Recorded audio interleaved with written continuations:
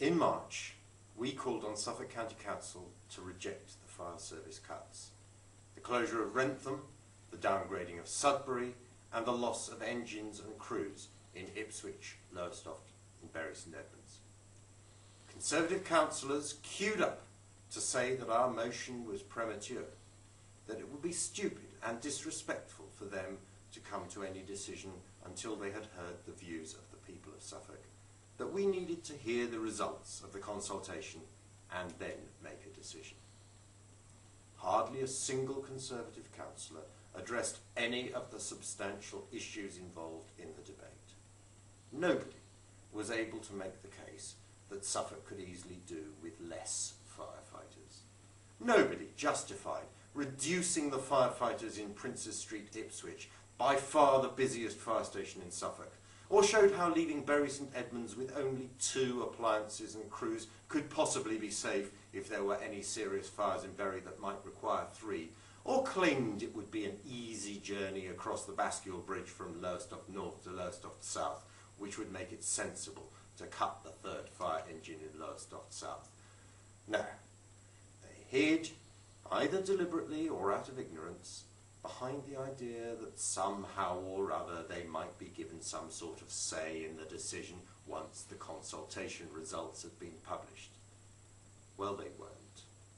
The results were published too late for the council debate in March, but early enough to enable the Tory cabinet to make a decision before the council could meet again. And it was perfectly obvious right from the start that that was what was going to happen. And when the consultation was published, who was surprised by it? It was blindingly obvious to everyone that the overwhelming response of the people of Suffolk to the consultation, to the petitions and to the public meetings was that they were fundamentally opposed to all the cuts.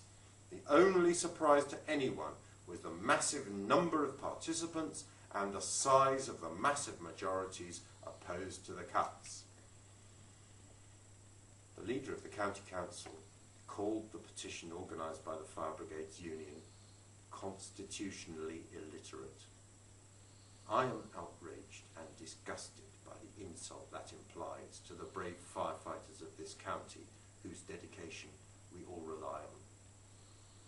But of course, what he was actually saying was, it doesn't matter how many people sign the petition. It doesn't matter how many people respond to a consultation. It doesn't matter if firefighters and members of the public ask questions at council which the Tories are unable to answer satisfactorily. It doesn't matter whether the decision is raised as a motion at full council, or even if the full council votes to reject the cuts. The only people who actually get to make any decisions in this county are the Conservative leader and the cabinet members who he appoints. We have given all the Conservative councillors every chance that we are constitutionally capable of giving them to state publicly if they are opposed to cutting the fire engines and firefighters in Ipswich, Bury and Lowestoft. None of them have yet taken that opportunity.